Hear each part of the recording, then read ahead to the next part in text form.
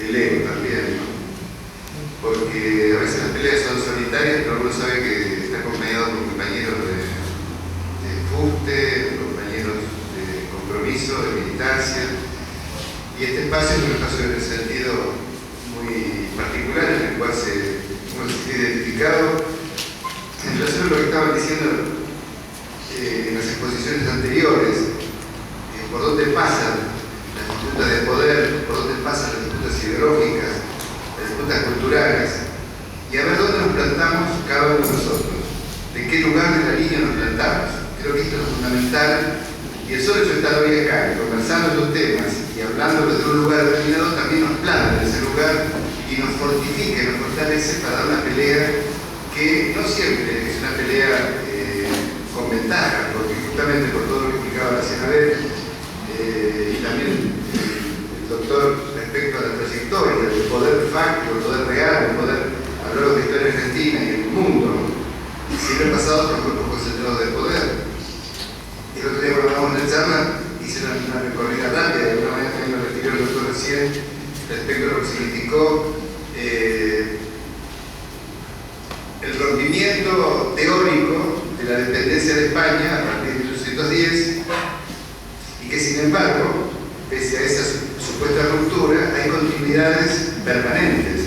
Inclusive aquel colonialismo de España respecto a nuestros países se replica en un neocolonialismo de las propias clases dominantes que se instalan en el poder de la Argentina, con matices, con diferencias, pero con esta impronta que nació en aquella época y supervive en la actualidad.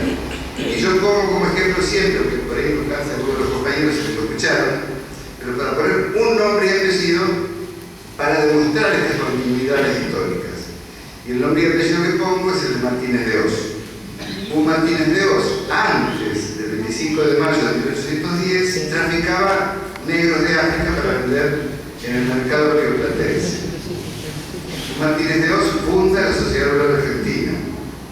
Martínez de Oz financia la campaña del desierto de Roca para quedarse con las tierras que le afanan a todos los pueblos originarios que son masacrados y cuyas matan a los hombres, las esposas y los pibes son traídos a Buenos Aires para que actúen como sirvientes, manos de obra esclava, o los pibes como mandaderos. Y al lado de este apellido Martínez de Oz, por supuesto que figuran todos los demás apellidos de esa aristocracia, de esa oligarquía argentina, que fueron los que manejaron el poder real, y que en el golpe de Estado del 24 de marzo tiene otro Martínez de Oz, que es el que realmente representa el poder real. Entonces el golpe de Estado que fue cívico, militar, eclesiástico.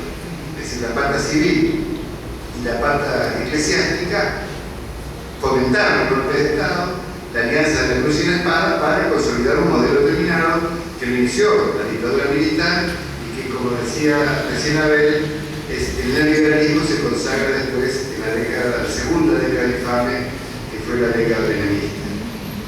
Y en esta puja estamos, y estamos permanentemente con algunos matices que marcan la diferencia. Por ahí hay un momento histórico en que todo está tan naturalizado, todo tan ordenado, como decía recién Abel también, la ley y el orden, todo paz y progreso, que cada uno tiene su rol casi con naturalidad.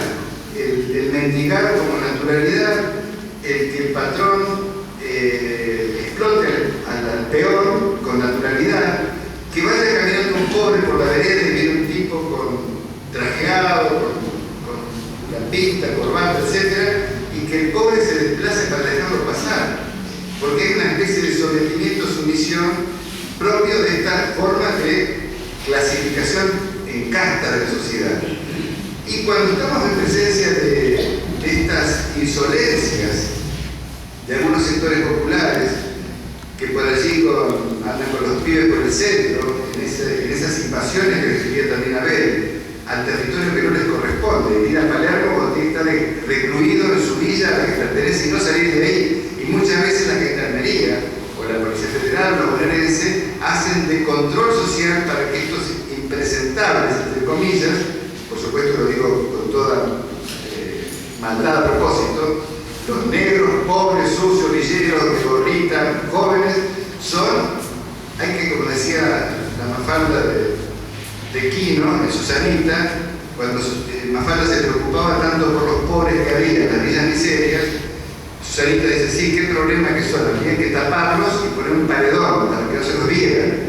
Acá también, ese mensaje de Quino de hace 40 o 50 años está vigente. Hay que esconderlos, hay que visibilizarlos. Y otra Susanita de hoy, porque Susana Jiménez, digo, y escuchen lo que les voy a decir para que lo mastiquen y lo piensen, porque esto tiene, a mí me lo hizo ver un sociólogo, y a partir de que lo capté en la esencia de la profundidad del tema, lo repito porque nos ayuda a pensar. ¿Recuerdan ustedes cuando Susanita Jiménez le matan a un amigo? Dijo, el que mata debe morir. Después de eso, en un reportaje, le pregunto, dice, bueno, ¿usted está a favor de la pena de muerte? ¿Quiere que los jueces impongan la pena de muerte? No, yo no dije eso, yo no digo eso, no. No digo que haya pena de muerte, nada. Pero sí, el que mata debe morir, o sea, no levantó esa consigna. Y acá, ¿qué tenemos que mirar en esto? Es que de alguna manera en ese discurso, que ella parece la tontolona, pero subyace en esto toda una ideología, un pensamiento profundo de sectores amplios de la sociedad que buscan el exterminio del otro, que buscan la guerra contra el otro, está diciendo, a esos que mataron, o a esos negritos de mierda, a eso hay que matarlos, hay que sacarlos de circulación, pero no con el ropaje y la vestimenta del Estado que viene con la formalidad de la ley, con la pena de muerte consagrada en un código penal, con un juez que baje el martillo y lo condena a pena de muerte, que lo lleven a un pelotón de fusilamiento con una cámara de gas. No. Háganlo rapidito, como dijo Kissinger a los militares, rapidito y a escondidas, que no se sepa. Que venga el gatillo fácil, el cuadro de la muerte, la cárcel que visibiliza la muerte de los pibes pobres que están encerrados en la jaula. Esa muerte de atrás. O como dijo Massa, el que las hace las paga.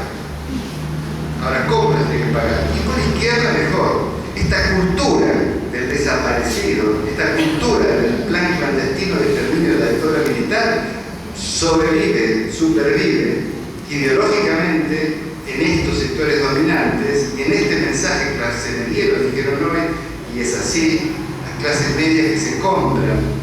Cuando están empobrecidas, vienen a los pobres y piden soporte y cobertura.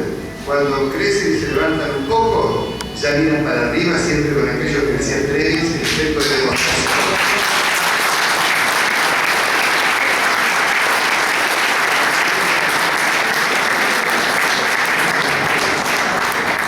El efecto de demostración, dice Trevis, respecto a los países en vía de desarrollo o países subdesarrollados, en relación a los países ricos.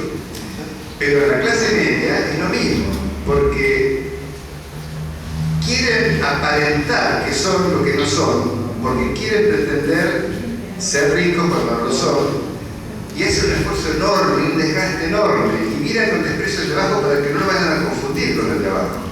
Y siempre cuento un ejemplo, vos lo vas a asociar otra vez, porque me refiero a un feminista de Bahía Blanca, que es bajito, no se fue y te lo volvió. Un pobre clase mediero, que dijo que no sabía qué pasaba en la dictadura, que se enteró después, que era del Opus Dei, pero se distanció de los católicos, lo dejaron de lado, que él quería estar con las víctimas de la dictadura cuando comenzaron los juicios. Pero les cuento esta anécdota para reflejar lo que estábamos diciendo de lo que es clase mediero. El padre vive en un departamento en Recoleta, viudo, solo, y un día viene y me dice, mirá, mi viejo no puede pagar las expensas, está desesperado, tengo que ayudarlo, y él ayudó a pagar las expensas. Pero che, ¿dónde vive el viejo? Vive en un departamento en Recoleta, 4 dormitorios, bla. Y yo, si uno lo vende y se va a ir en San Telmo, un departamentito. Me dice, no, lo matás al viejo, lo matás. Él es de la sociedad rural. ¿Te imaginas los amigos? ¿Cómo? ¿Tu viejo tiene campo? No tiene. ¿Se dedica a las vacas? No, pero él es socio de la sociedad rural. No es joda, ¿eh? Tal cual. Es real. Entonces este pobre desgraciado va y le paga la despensa al viejo para que mantenga ese estatus de apariencia ficticia en lugar de vivir en la realidad. El departamento alquilable se vio en un departamento de San Telmo y limpió la mente, ¿no? Rompiéndose en un esfuerzo de sobreactuación para aparentar ser lo que no es. Y cuento más que este hijo, por el desgraciado también, la suegra, tapados de piel, se le instalaba en su casa. Y un día aparece la fiscalía y me dice, me tuve que venir, mi suegra me es insoportable, y yo, fulano de tal. Digo, es tu casa, vos decís quién entra y quién no entra. No lo dije a esa vieja, se viene a arreglar la vida. Y no, pero es mi suegra, ¿te imaginas? Y me cuenta que ese día que vino tan angustiado, se había tenido que escapar por la ventana de la pieza de los chicos, porque no podía confrontar con la suegra. Pero esto refleja en miniatura, en un caso particularizado, lo que es ese perfil. Lo que es ese perfil mediocre, bastardo, egoísta, individualista, que caga al vecino, que no paga impuestos y después dice, pero hay que cumplir con la ley, porque es que reclaman para afuera. Son hipócritas realmente.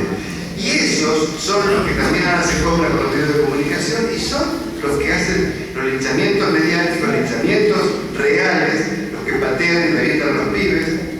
Y por ahí pasa también la necesidad, son los que se dan la cola para en los restaurantes, porque hay un estatus de vida hoy día, y les habilitan para ir al teatro. Me decía Tito Cosa, que estaba hablando de Argentina, que nunca en la historia se vendieron tantas entradas de teatro como en los últimos años. Digo, ¿vos te referís numéricamente en pesos con la inflación? Pues no, en cantidad de entradas. Nunca. Y los actores actúan, todo el teatro lleno, y después hasta veces hay cola en algunos restaurantes. ¿Quiénes son las clases medias que después se quejan, no se pueden vivir? Y los fines de semana van en caravana a Mar del Plata, a la costa atlántica, etc. Es una contradicción que después cuando le falta, vienen algunos elementos, en algunos casos, pero nunca aceptando en plenitud esta realidad. Me fui, me escapé del tema, pero en realidad lo pongo como ejemplo por aquello que dije de Susana Jiménez, los desaparecidos, la violencia que se genera de los discursos y de este planteamiento que tiene que ver con una cuestión de debate cultural, ideológico, muy profundo en la sociedad. El gobierno de Scioli, por ejemplo, decreta la emergencia económica, la emergencia policial en este momento de seguridad y hace una aparición mágica de fondo que no existía para los docentes después de 17 días de paro y que aparece ¿para qué? Para fortificar a una policía que tiene que hacer la ocupación territorial.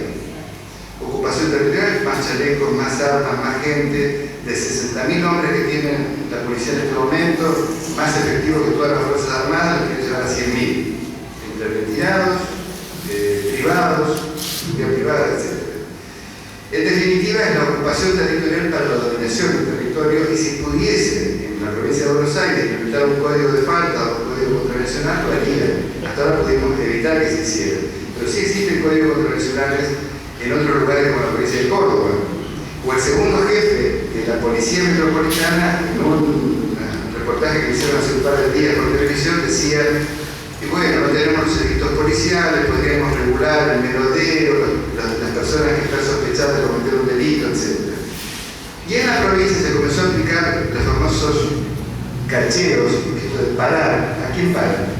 No al auto de alta gama, sino a los colectivos, los trabajadores, ponerlos contra el colectivo, palparlos, violando todo el procedimiento previsto en los códigos procesales respecto a la necesidad de orden judicial, la necesidad de tener una sospecha válida, e inclusive la necesidad de hacer el requerimiento para que la propia persona que va a ser cacheada por la autorización judicial primero muestre las pertenencias que lleva encima y se negara a decir allí puede ser realizado. Estamos pasando de la línea y en un planteamiento que se dijo también en términos de guerra, en términos de plantear la inseguridad a partir de configurar al otro como un enemigo a ser exterminado, como peligroso y por lo tanto sacarlo de circulación. Esto no es nuevo, viene desde tiempo inmemorial, podemos cambiar los personajes configurados como enemigos, el comunista, el subversivo, el musulmán, cualquiera puede ser configurado como uno y el otro, o el homosexual, o la mujer que por el Código Civil de Vélez Sánchez no era sujeto de derecho, era una dependiente del marido, era como un niño sin uso de razón. Por eso también, con el nacimiento de la llamada Organización Nacional, en la época de Mitre, lo que se hace allí es un un código civil para minorías, que eran los propietarios, blancos, católicos y hombres. Mujeres, pobres, morochitos, inmigrantes, no se quedaban afuera, era para ellos. Y se requirió mucho tiempo para que aparezca el voto primero, después la participación de la mujer, y aún hay asignaturas pendientes respecto a esa participación de la mujer. El Código Penal, para hacer una referencia al Código Penal, aparece en 1921, lo elabora un referente conservador, como era Moreno, pero era un código penal que se inscribe en una buena línea política de derecho penal clásico, de derecho penal no peligrosista, salvo algunos puntos que son los puntos negros del Código Penal, como por ejemplo en el artículo 41 del Código Penal, que tiene una referencia a la peligrosidad del sujeto para el monto, la fijación del monto de la pena. Y también otro artículo complicado, que es el 34, en lo relativo a las medidas de seguridad. Medidas de seguridad, que en definitiva significa que el Estado se atribuye facultades para poder alojar a las personas en función de determinado perfil. Con lo cual también se lo pasa a configurar ese otro desde una mirada estatal, que es lo que uno trata de descartar, y que este proyecto de Código Penal lo descarta plenamente desde el primer artículo 1, en el que se establece una necesidad de que exista culpabilidad como única forma de poder imponer penas.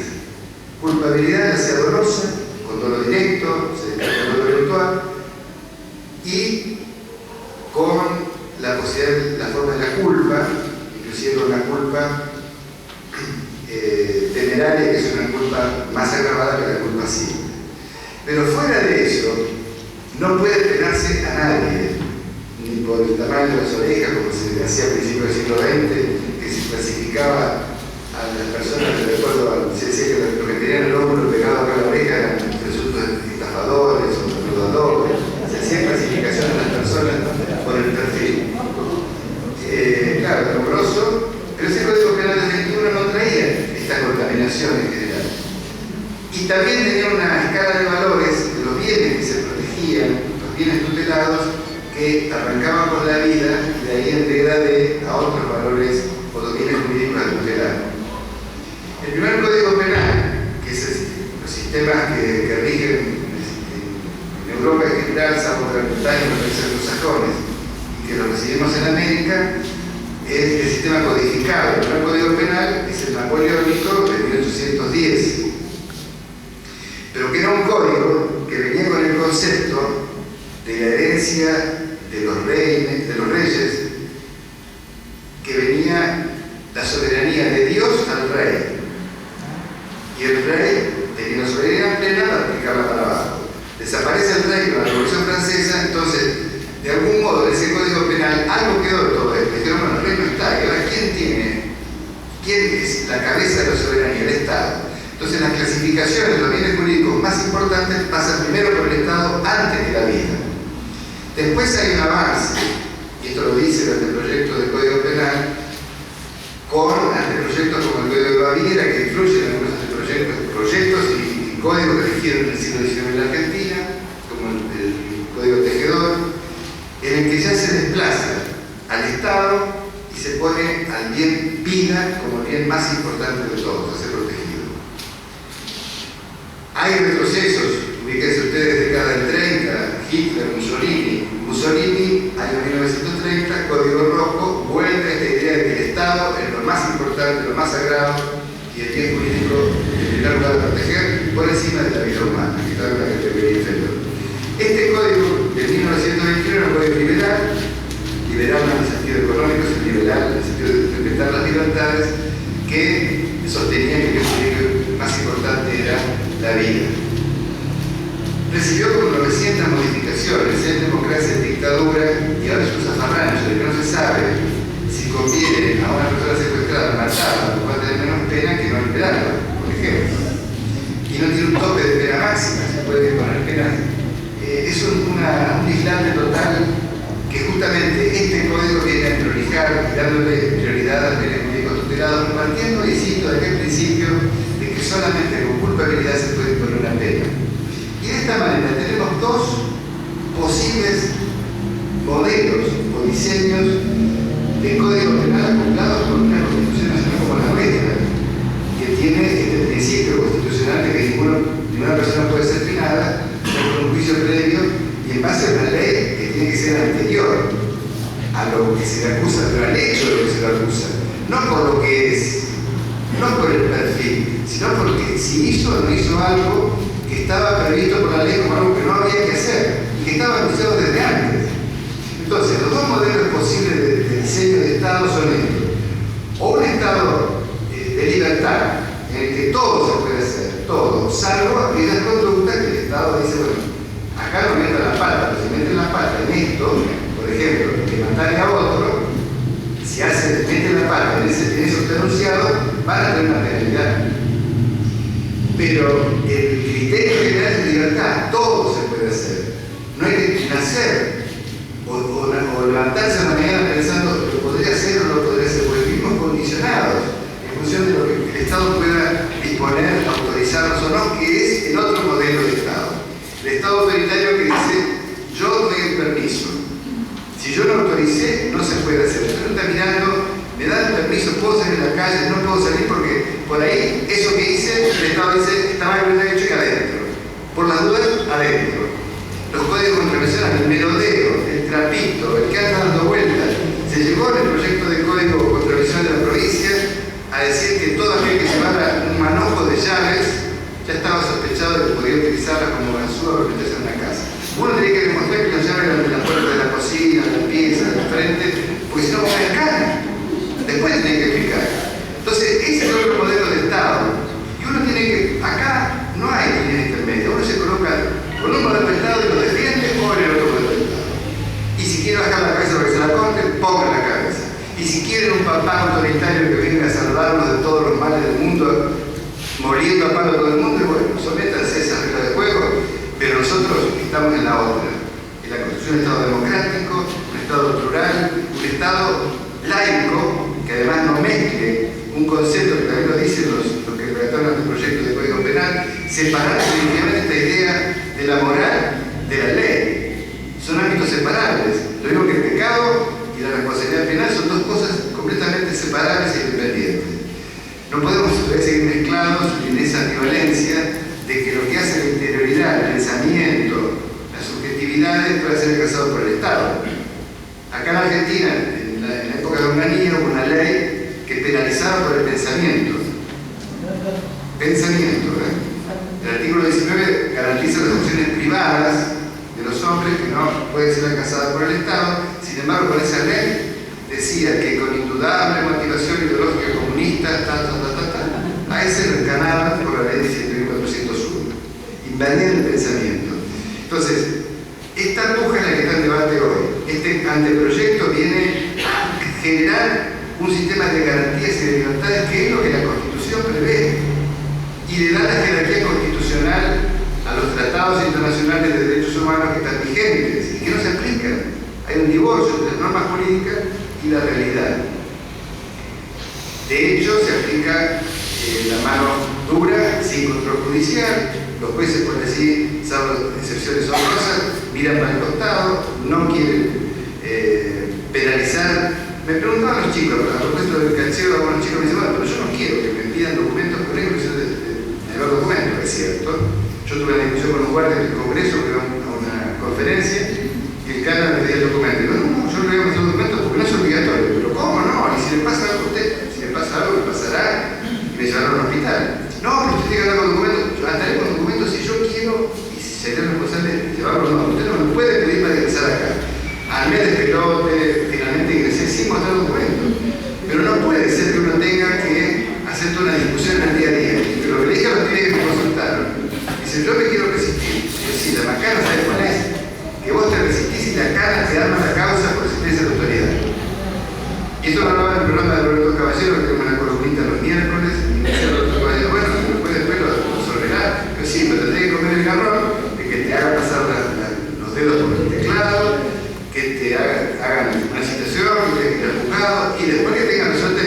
sea racional y que diga, bueno, si acá la carne esto lo armó, porque hay otros que convalidan la actuación ilegal de la policía. Y además, aunque después se advierta que es irregular el procedimiento policial, a ese policía no lo van a procesar, no lo van a sancionar. A lo máximo, ya digo, lo van a ayudar al tipo que esté involucrado en una causa irregular e ilegal. Partí de cualquier lado, y paré de cualquier lado, el tiempo se pasó. Si quieren, seguimos conversando sobre estos temas. Pero lo que les quiero dejar clarito es esta línea que la discutíamos ahora con el intendente de Mar del Plata, a propósito de los cacheos que hacen en Mar del Plata, y yo le decía a él que la línea divisoria de estar dentro de la ley y fuera de la ley es muy de pisar el palito. Y ellos habían hecho un procedimiento, el secretario de Seguridad. Y por eso él dijo, no, se dio cuenta enseguida, levantó la rienda de caballo y dijo, esto es para conversarlo. Conversen ya con el secretario de Seguridad y se reunió con todo el equipo. Y dentro del equipo había dos referentes del equipo que ya habían objetado esos procedimientos, pero estaban en minoría. Pero valió la presencia nuestra para que, por la decisión del intendente, esto se volviera para atrás. Con lo cual estoy diciendo, tampoco hay que ponerse en guerrillero para decir, bueno, hay que hacer la revolución que pretendíamos en los 60, que teníamos a la vuelta de la esquina, sino en estar debatiendo en el día a día cómo podemos torcer el pulso del poder de algún lugar para generar propuestas democráticas, integradoras, que apunten a una sociedad más igualitaria o igualitaria, en definitiva, que es la que va a bajar los niveles de la llamada inseguridad. Por esto cierro ahora asociado a lo que dijo Abel. La inseguridad nos hace creer con los medios masivos de comunicación que pasa por el arrebatador y uno va en el subte y aparece un negrito con el gorrito y qué sé yo, moviéndose demasiado raro, y ya una vieja se agarró la cartera porque se va a afanar. Es automático, es automático y esa mujer puede estar de acuerdo con nosotros, pero es instintivo eso, agarrar la cartera. En cambio, la policía hace recaudación ilegal con complicidad con bandas, narcotraficantes, piratas del asfalto, desarmaderos de autos, y son uniformados que están mezclados con el delito complejo. Por ahí pasa la inseguridad, o cuando dejas salir un preso o lo mandan de dentro de la cárcel para que afane y después da la vuelta dentro de la cárcel con la recaudación, o reclutan pibes en las villas pobres para que afanen a los de clase media. Está el ejemplo, y bueno, ahora se termina siempre, el caso de Luciano Arruga. El destacamento de un admirador lo ponen en una casa porque los de clase media decían que estaban inseguros. ¿Verdad? Había un barrio de villeros y corrían peligro. Esta policía instalada en un admirador empieza a reclutar pibes para que afanen a estos de acá y les den la plata a ellos. Uno de esos pibes a reclutar era Luciano Arruga. El pibe se niega, lo meten a palos en septiembre de 2008, lo sueltan, se prueba de que estaba preso, nadie da bola, los presos no da bola. En enero vuelve a la carga y finalmente se les va la mano, se les muere y lo desaparecen. Pero lo más perverso de todo esto, como decíamos al gobernador Scioli, es que esos policías que estaban en el organizador siguieron las funciones. Y tenemos la referencia, lo que pasa es que no lo podemos documentar porque nos mandamos a mover a los pibes, que nos venían los pibes de la villa y nos dicen, los policías nos vienen a decir que si no trabajamos para ellos nos va a pasar lo de Luciano. Por supuesto los pibes se venían parados. Y a Luciano le había garantizado auto, arma y la garantía de que como era menor de edad podía realizar.